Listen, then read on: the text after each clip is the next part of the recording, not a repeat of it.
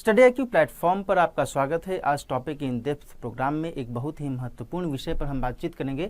वह विषय है दिल्ली नगर निगम को एकीकृत किया गया है, यूनिफाई किया गया है और इस यूनिफिकेशन से संदर्भित क्या कुछ महत्वपूर्ण गतिविधियां रही हैं, इस पर हम आज बातचीत करेंगे और ये समझने की कोशिश करेंगे कि इससे संदर्भित जो बदलाव हुए हैं वो क्या बदलाव हैं और साथ ही जो नगर निगम या फिर नगर पालिका के कॉन्टेक्स्ट में भारतीय इतिहास में गतिविधियां रही हैं और साथ ही संवैधानिक प्रावधान क्या कहते हैं, इन सब पर हम आज बातचीत करेंगे। तो सबसे पहले खबर को देखते हैं। खबर है Delhi unified municipal corporation formally comes into existence. कहने का मतलब ये हुआ कि दिल्ली अभी तक 3 हिस्सों में बटा हुआ था, अब इसे नगर निगम के स्तर पर यूनिफाई कर दिया जाएगा, एकीकृत कर दिया जाएगा और इस एकीकरण के आधार पर अब सारी गतिविधियां संचालित की जाएंगी। इससे संदर्भित आगे बातचीत करने से पहले मैं आपको एक महत्वपूर्ण सूचना से अवगत करा देता हूं। वह सूचना ये है कि स्टडी IQ पब्लिकेशन के द्वारा एक महत्वपूर्ण किताब प्रकाशित की गई है। उस पुस्तक का नाम, उस बुक का नाम क्या है? Principles of Indian geography. इस पुस्तक की महत्वपूर्ण विशेषताएं ये है कि ये सिविल सेवा यानी कि UPSC के साथ साथ में स्टेट PCS एग्जामिनेशन के लिए महत्वपूर्ण पुस्तिका के रूप में, महत्वपूर्ण बुक के रूप में काम करेगी। और इसमें आपको मैं ये भी बता दूं कि इस बुक में महत्वपूर्ण जो भी जानकारियाँ दी गई हैं उसमें इस बात के बारे में स्पष्ट तौर पर बताया गया है कि क्या कुछ इसमें शामिल रहेंगे, किस हिसाब से ये जो किताब है, ये जो बुक है आपके लिए काम करेगी। इसमें आपको मैं बताऊं कि इसमें कई सारे पाठ्यक्रमों को, लेसन्स को इसमें जगह दी गई है और इसके माध्यम से आपको, जैसा कि आप देख सकते हैं कि एकेडमिक कंटेंट को इसमें बेहतर लैंग्वेज में, बहुत ही आसान और सरल लैंग्वेज में इसमें प्रोवाइड करवाया गया है। और इसके अलावा मैं आपको ये भी बताऊं कि लगभग 200 से भी अधिक मैप्स और डायग्राम्स की सहायता से सारी कॉन्सेप्ट्स जो हो सकते हैं ज्योग्राफी के कॉन्टेक्स्ट में, उनको बताया गया है। और क्विक सेकेंड टाइम रिवीजन के स्तर पर भी चीज़ें आपको प्रोवाइड करवाई गई हैं। प्रीवियस ईयर्स क्वेश्चन भी आपको हर चैप्टर के इनमें प्रोवाइड करवाए गए हैं और रियल लाइफ एग्जाम्पल के आधार पर केस स्टडी की भी सुविधा आपको मुहैया करवाई गई है। इसके साथ साथ डू यू नो जैसा एक बेहतर कॉलम इसमें लाया गया है हर एक चैप्टर में 1-2 पेज के अंतराल में, ताकि आपको और अधिक जानकारियाँ उससे मिल सके। तो आप यदि ये बुक को खरीदना चाहते हैं तो फ्लिपकार्ट या फिर अमेजन से आज ही ऑर्डर कीजिए और अपनी तैयारी को और बेहतर बनाइए। तो ये एक महत्वपूर्ण सूचना थी आपके लिए। आगे हम फिर से बातचीत करते हैं, अपने टॉपिक पर लौटते हैं और ये देखते हैं कि इस MCD के संदर्भ में जो गतिविधियां रही हैं वो क्या क्या हैं, कैसे कैसे इसमें आगे चीज़ें संपन्न हुई हैं।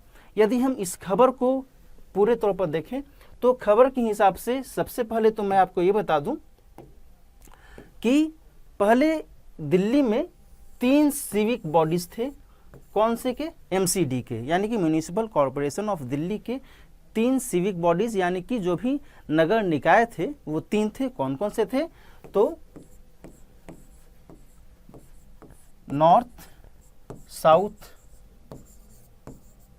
और ईस्ट, है ना। उत्तरी दिल्ली नगर निगम, दक्षिणी दिल्ली नगर निगम और पूर्वी दिल्ली नगर निगम, ये 3 नगर निगम के तौर पर काम करते थे, जो कि MCD के ही हिस्से के तौर पर ये कार्य करते थे। लेकिन अब इन्हें यूनिफाई कर दिया जाएगा, एकीकृत कर दिया जाएगा। अब केवल एक ही नगर निगम होगा। अब उत्तरी दिल्ली या फिर दक्षिणी दिल्ली या फिर पूर्वी दिल्ली नगर निगम से नाम नहीं जाना जाएगा, ठीक है ना। इस संशोधन के लिए क्या किया गया था? इसके लिए एक एक्ट लाया गया और इसका नाम है Delhi municipal corporation amendment act 2022। इस एक्ट के माध्यम से, इस अधिनियम के माध्यम से ये सारी गतिविधियां संचालित की गई हैं और इसका जो मेन पर्पस है वो पर्पस क्या है कि टू ईज द फंक्शंस, जो भी कार्य संचालन, जो भी फंक्शंस होते हैं MCD में, उसको और सुगम और बेहतर बनाने के लिए ये सारी कवायदें की गई हैं। किस रूप में? तो पहली बात तो ये है कि रिसोर्सेज, इनकम, एक्सपेंडिचर, ट्रांसपेरेंसी,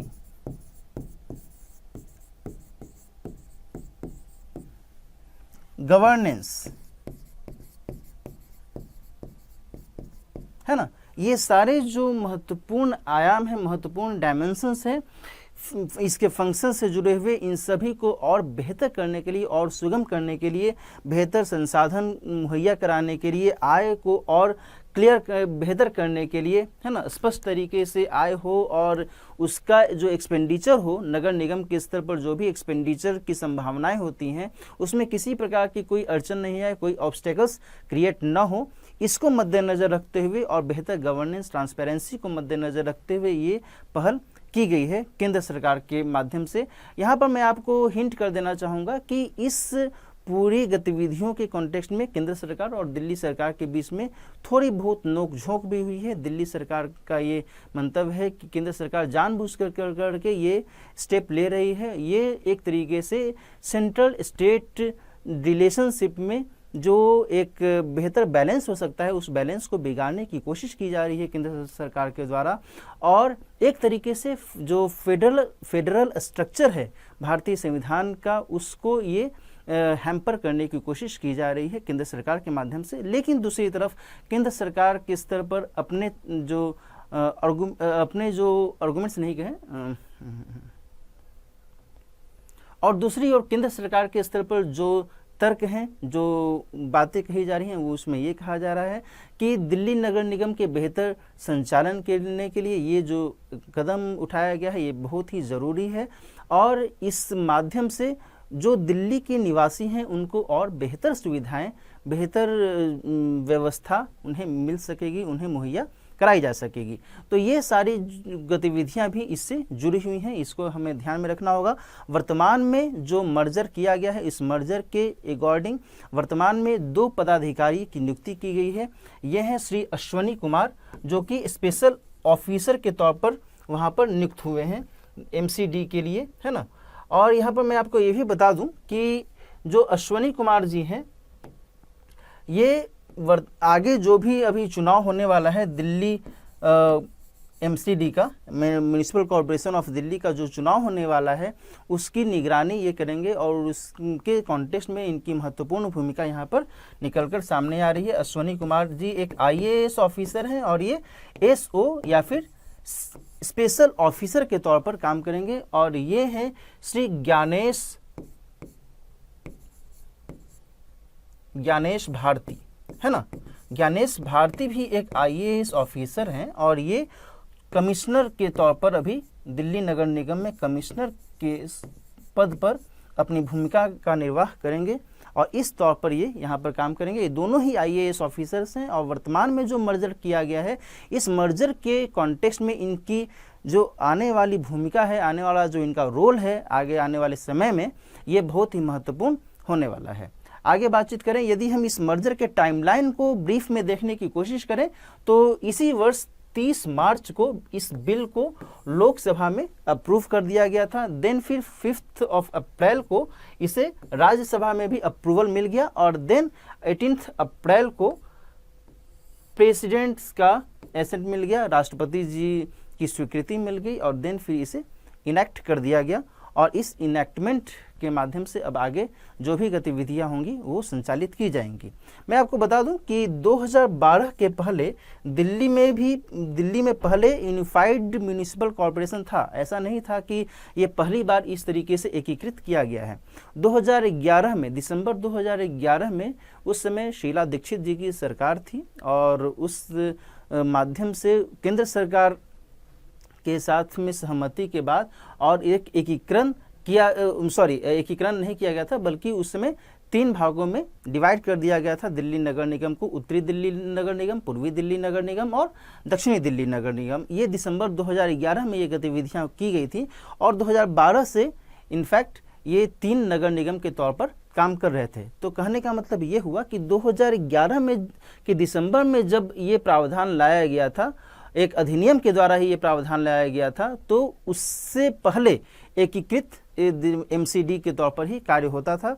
लेकिन वर्तमान में जो स्थितियां चल रही थी, इन स्थितियों को मद्देनजर रखते हुए फिर से अमेंडमेंट किया गया है, और इस अमेंडमेंट के माध्यम से यहाँ पर फिर से unified municipal corporation of Delhi की बात की जा रही है। यहाँ पर मैं आपको स्पष्ट कर देना चाहूँगा कि जो MCD है है ना, म्यूनिसिपल कॉरपोरेशन ऑफ दिल्ली। तो ये एक एक्ट है, दिल्ली म्यूनिसिपल कॉरपोरेशन एक्ट 1957। उस एक्ट के माध्यम से ही ये सारी गतिविधियां संचालित होती हैं। वही एक ओरिजिनल एक्ट है। उसी ओरिजिनल एक्ट में बारंबार संशोधन किए जाते रहे हैं, जैसे कि 2011 के दिसंबर में किया गया था और देन फिर वर्तमान में किया गया है 2022 में। तो ये आपको ध्यान में रखना होगा कि Delhi municipal corporation act, municipal corporation act 1957, ठीक है। तो इस एक्ट के माध्यम से ही आगे जो भी गतिविधियां चल रही हैं वो संचालित की जा रही हैं।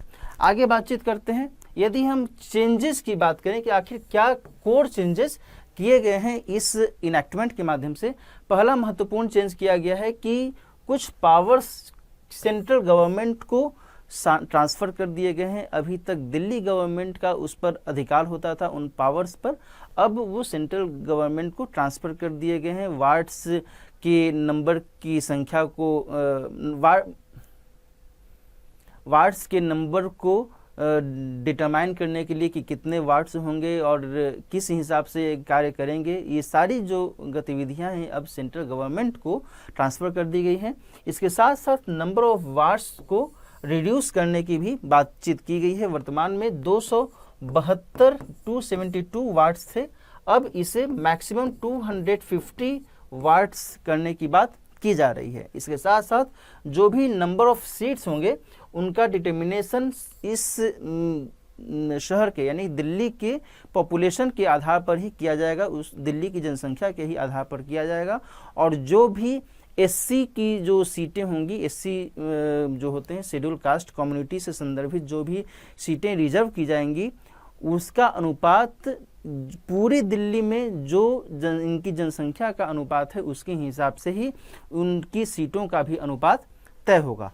तो ये कुछ महत्वपूर्ण बदलाव यहाँ पर किए गए हैं। और इसके साथ साथ जो भी प्रॉपर्टीज़ या फिर मूवेबल एंड इमूवेबल या फिर बिलोंगिंग थे, पहले के कॉरपोरेशन से संबंधित थे, वे सभी अब यूनिफाइड एमसीडी में सीधे ही ट्रांसफ़र कर दिए जाएंगे। यानी कि इस सभी संपत्तियां या भी जो भी मूवेबल एंड इमूवेबल जो भी चीज़ें थी वो सारे के सारे सीधे इस यूनिफाइड एमसीडी को मिल जाएंगे। और इसके अलावा जो भी पहले के जितने भी राइट्स एंड लायबिलिटीज़ थी तीनों एमसीडीज़ में, उत्तरी, पूर्वी और दक्षिणी दिल्ली एमसीडी के जो भी राइट्स एंड लायबिलिटीज़ थी वो सीधे अब ट्रांसफ़र हो जाएंगे जो यूनिफाइड एमसीडी है उसमें, है ना। तो ये सब कुछ महत्वपूर्ण चेंजेस यहाँ पर देखने को मिल रहे हैं इस इनैक्टमेंट के माध्यम से। अच्छा, अब ये थोड़ा जानना ज़रूरी हो जाएगा कि आखिर इस बदलाव का क्या महत्व है, क्या इसका मीनिंग है। पहला तो यही है कि इजी एडमिनिस्ट्रेशन की बातचीत की जा रही है, जो मैंने आपको शुरू में भी बताया कि ट्रांसपेरेंसी बेहतर हो, गवर्नेंस बेहतर हो, बेहतर तरीके से लोगों को सैलरी मिले, जो भी वहाँ स्टाफ काम कर रहे हैं एमसीडी में, इन सभी गतिविधियों को मद्देनज़र रखते हुए ये कदम उठाया गया है। और जो वार्ड्स की संख्या को रिड्यूस किया जाएगा उसका इम्पैक्ट ये है कि केंद्र सरकार को एक डेलिमिटेशन कमीशन गठित करना पड़ेगा। जाहिर सी बात है, वर्तमान में 272 वार्ड्स हैं, अब उसे मिनिमाइज करने की बात जो चल रही है कि अब मैक्सिमम 250 वार्ड्स ही होंगे। तो इसके हिसाब से अब डेलिमिटेशन कमीशन गठित किया जाएगा और देन फिर डिलिमिटेशन कमीशन के आधार पर फिर से क्षेत्रों का बंटवारा किया जाएगा और उसके आधार पर फिर एमसीडी का चुनाव करवाया जाएगा। तो ये सब कुछ यहाँ पर महत्वपूर्ण स्थितियाँ सामने आ रही हैं। और इसके साथ साथ रिशफल और रीऑर्गेनाइज किया जाएगा जो भी म्यूनिसिपल स्टाफ्स हैं उनके कॉन्टेक्स्ट में ये सब बातें की जा रही हैं। और साथ ही बेहतर एमेनिटीज़ लोगों को मिले और सैनिटेशन की सुविधा दिल्ली वासियों को मिले, इस पर भी ध्यान केंद्रित किया जाएगा। आपको पता होना चाहिए कि जो भी नगर निगम के स्तर पर कार्य किए जाते हैं उसमें स्वच्छता एक बहुत ही महत्वपूर्ण मुद्दा रहता है। तो स्वच्छता के स्तर पर और बेहतर सुविधाओं के स्तर पर यहाँ पर ध्यान देने की बात की जा रही है। यहाँ पर मैं आपको और थोड़ा डिटेल में बताना चाहूँगा कि यदि दिल्ली की सिविक बॉडीज़ या फिर जो भी नगर निकाय हैं उनके कॉन्टेक्स्ट में यदि हम बातचीत करें तो यहाँ पर 2-3 टर्म्स आप सुनते होंगे, आपको सुनने को मिलते होंगे। इसमें एक है MCD, जिसकी चर्चा अभी हम लोग कर रहे हैं, म्यूनिसिपल कॉरपोरेशन ऑफ दिल्ली। दूसरा है NDMC, इसका मतलब होता है new Delhi municipal corporation, sorry municipal council. ये कॉरपोरेशन नहीं है बल्कि ये काउंसिल है। और तीसरा है दिल्ली कैंटोनमेंट बोर्ड और एक चौथा है DDA, है ना, दिल्ली डेवलपमेंट अथॉरिटी। ये 3-4 ऐसे सिविक बॉडीज हैं जो कि दिल्ली में काम करते हैं। अब यहाँ पर आपको ये समझना होगा कि ये सभी अलग अलग स्तर पर अपना अपना कार्य करते हैं। इन सभी का अपना अपना अलग अलग कार्यक्षेत्र है।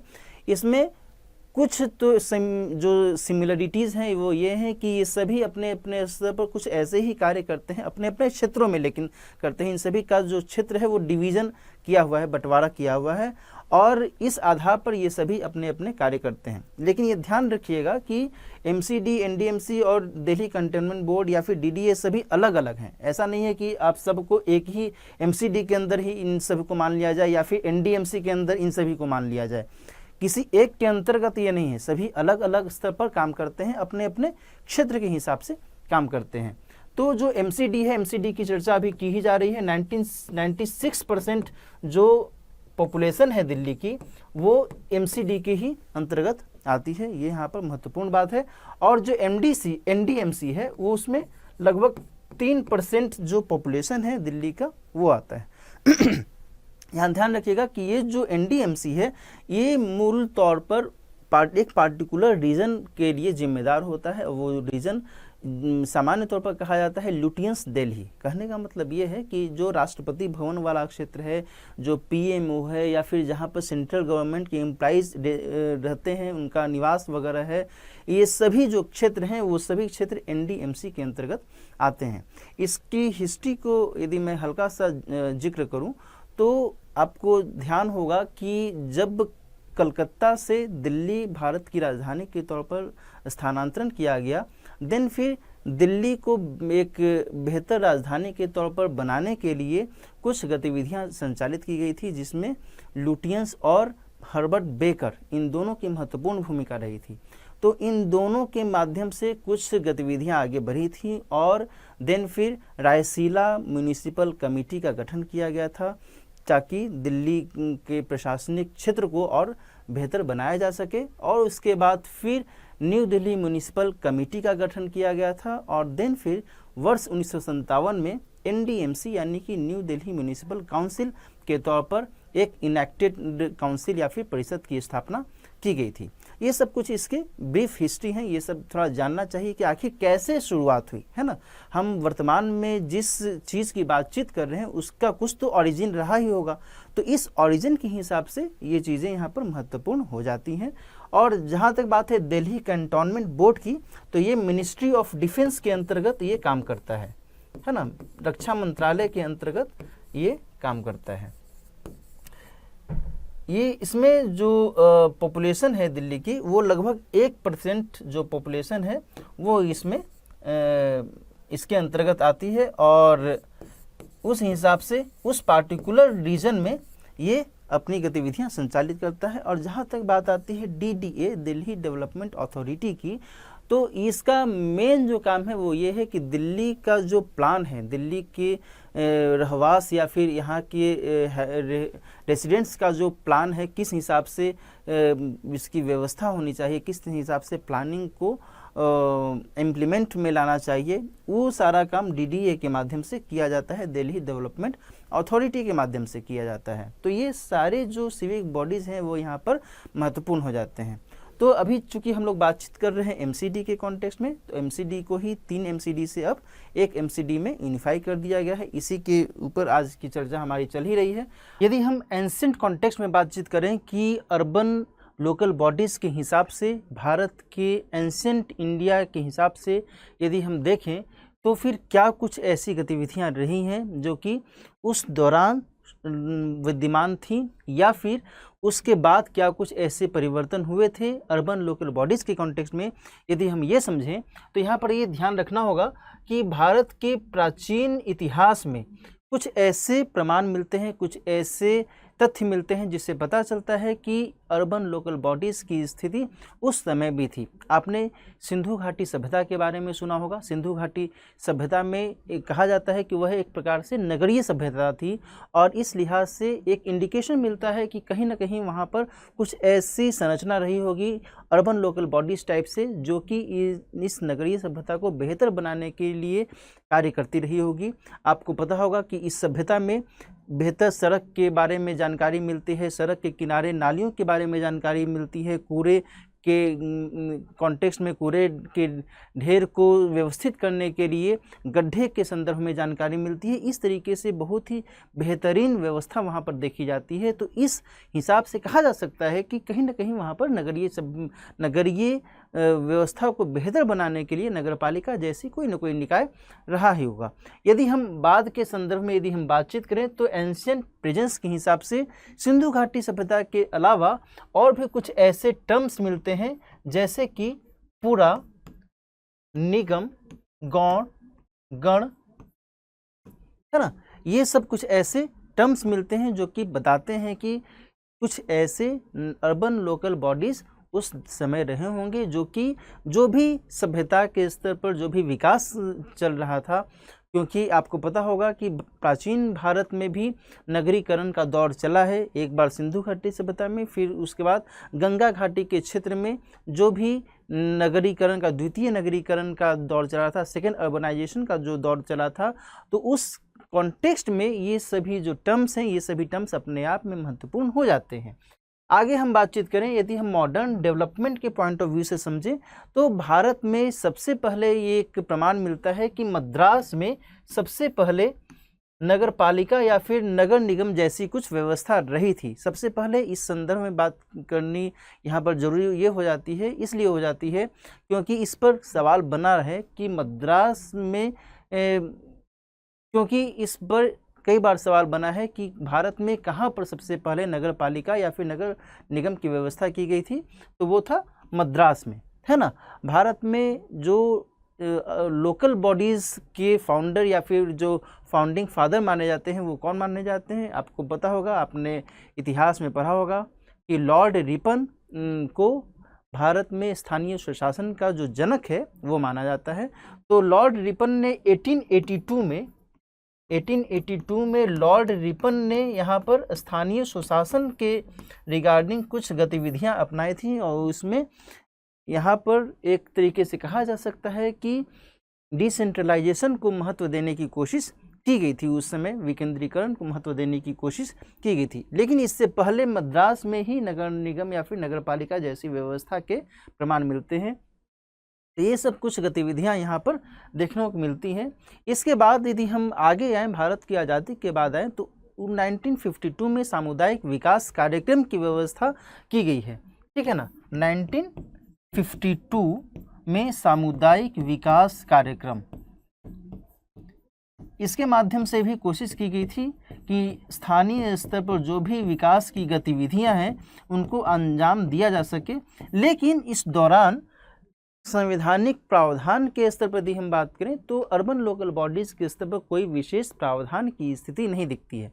लेकिन 1992 में जब 73rd एंड 74th अमेंडमेंट होता है, देन फिर उसके बाद कुछ स्थितियां यहाँ पर निकल कर सामने आती हैं, जबकि भारत में स्थानीय स्वशासन के स्तर पर, लोकल सेल्फ गवर्नमेंट के स्तर पर, अर्बन लोकल बॉडीज़ के विशेष संदर्भ में यहाँ पर कुछ प्रोविजंस दिखते हैं।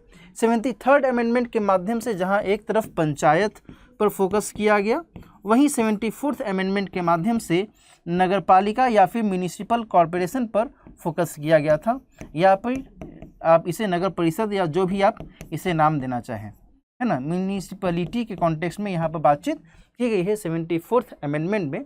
और इस अमेंडमेंट के माध्यम से एक तरीके से अधिनियमित किया गया था कि नगर निकाय के स्तर पर कुछ गतिविधियाँ होंगी और इसमें पार्ट 9A को ऐड किया गया था इंडियन कॉन्स्टिट्यूशन में, पार्ट 9A, ठीक है ना। तो ये सब यहाँ पर आपको ध्यान में रखना चाहिए। बहुत ही फैक्चुअल लेवल पर भी कई बार सवाल बन जाता है। 18 सब्जेक्ट्स इसमें ऐड किए गए थे, ठीक है। और इसमें जो आर्टिकल्स हैं आर्टिकल 243P से लेकर 243ZG, इस यहाँ से यहाँ तक के जो आर्टिकल्स हैं वो नगर पालिका या फिर नगर निगम से संबंधित हैं और इसमें कई सारी व्यवस्थाएं की गई हैं। इसमें नगर पंचायत, नगर पालिका परिषद, नगर निगम ऐसे शब्दों की चर्चा इसमें विभिन्न आर्टिकल्स के माध्यम से की गई है।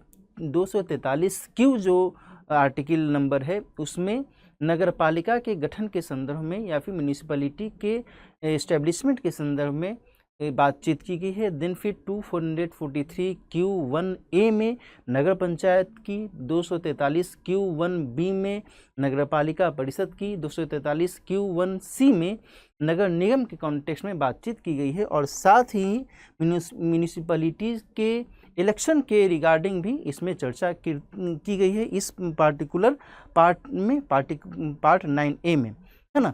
तो यहाँ पर ध्यान रखिएगा कि आर्टिकल 243ZA इसमें किस चीज़ की चर्चा मिलती है? इलेक्शन के संदर्भ में, यानी कि जो भी म्यूनिसिपैलिटी है उसके इलेक्शन के संदर्भ में चर्चा मिलती है। यहाँ पर ये चर्चा इसलिए महत्वपूर्ण हो जाती है क्योंकि जो वर्तमान में MCD के संदर्भ में गतिविधियाँ चली हैं और उससे संबंधित हाल ही में चुनाव की सरगर्मियाँ भी थी, लेकिन इसी बीच केंद्र सरकार के द्वारा एक जो कदम उठाया गया इनएक्टमेंट को लेकर करके इस मर्जर के संदर्भ में, वो यहाँ पर महत्वपूर्ण हो जाता है। और अब डिलिमिटेशन कमीशन के माध्यम से फिर से जो नए वार्ड्स बनेंगे उसके हिसाब से फिर से इलेक्शन होने की संभावना जताई जा रही है। लेकिन ये जो इलेक्शन होगा ये किसके माध्यम से होगा? दिल्ली स्टेट इलेक्शन कमीशन के माध्यम से। और दिल्ली स्टेट इलेक्शन कमीशन जो है इसी आर्टिकल के माध्यम से, आर्टिकल 243ZA के माध्यम से ही ये चुनाव करवाएगा। यहाँ पर मैं आपको बता दूं कि आर्टिकल 243 के, आर्टिकल 243K में राज्य चुनाव आयोग या फिर स्टेट इलेक्शन कमीशन की चर्चा की गई है और उसी इलेक्शन कमीशन के माध्यम से यहाँ पर ये चुनाव करवाए जाते हैं। कहने का मतलब ये हुआ कि एक ही राज्य चुनाव आयोग होता है जो कि पंचायतों के लिए भी और नगर निगम या फिर नगर पालिका के भी चुनाव संचालित करवाता है। तो ये सब बातें यहाँ पर आपको ध्यान में रखनी चाहिए। तो इस हिसाब से आप समझ सकते हैं कि अर्बन लोकल बॉडीज़ के कंटेक्स्ट में किस हिसाब से शुरू से लेकर के और वर्तमान तक गतिविधियाँ चलती रही हैं, है ना। इन सारी स्थितियों को आपको मद्देनज़र रखते हुए आज की चर्चा के आधार पर बेहतर तैयारी करनी चाहिए। अर्बन लोकल बॉडीज़ के कॉन्टेक्स्ट में क्या कुछ प्रावधान हैं कॉन्स्टिट्यूशनल के लेवल पे और किस हिसाब से सवाल बन सकते हैं, सवाल किस हिसाब से आ सकता है ये कोई नहीं जानता है, लेकिन आपको सभी डायमेंशंस के बारे में जानकारी होनी चाहिए। तो इस लिहाज से ये सभी जो डायमेंशंस हैं ये आपके लिए बेहद महत्वपूर्ण हो सकते हैं। तो आज की चर्चा हम यहीं पर समाप्त करते हैं। मिलते हैं next topic in depth programme में किसी और महत्वपूर्ण मुद्दे के साथ। तब तक अपना ख्याल रखिए। धन्यवाद।